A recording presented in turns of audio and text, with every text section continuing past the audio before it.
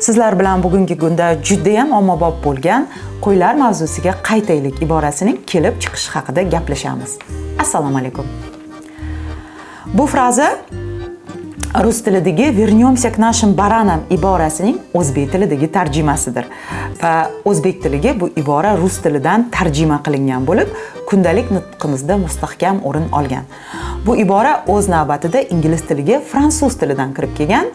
Uning kelib chiqishi 15-asrda mashhur bo'lgan advokat Pyer Patlen piyesasi bilan bog'liq. Piyesada sud jarayoni tasvirlanadi. Unda mato sotuvchisi o'zining qo'ylarini o'g'irlagan cho'ponni sudga beradi. Sud davomida mato sotuvchisi asosiy mavzudan chalg'ib, cho'ponning advokatini o'zidan olgan matosi uchun pul to'lamaganlikda ayblay boshlaydi. Shunda sudya suhbatni asosiy mavzuga qaytarish uchun "revenu zane mouton" degan iborani ishlatadi. Shu tariqa bu ibora suhbatdoshlar boshqa mavzuga chalg'igandan so'ng asosiy mavzuga qaytishga chaqiriq sifatida ishlatila boshlagan. Qizig'i shundaki, qadimgi Rimda shoir Marsial ham xuddi shunga o'xshash iborani qo'llagan, advokatni 3 ta o'g'irlangan echki mavzusiga qaytarishga chaqirgan. Biroq bu iboraning aynan qo'ylar bilan bog'liq bo'lgan fransuzcha versiyasi ko'proq umr ko'rgan va ommalashgan.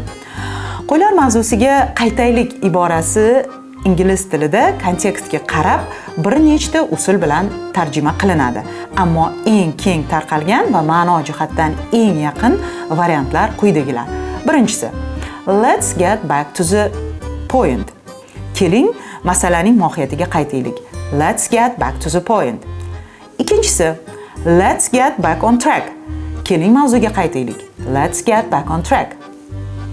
Uchinchisi, let's return to the subject at hand. Keling, muhokama qilayotgan masalaga qaytaylik. Let's return to the subject at hand. Qo'ylar mavzusiga qaytaylik iborasi so'zma-so'z tarjima qilinganda let's return to our muttons.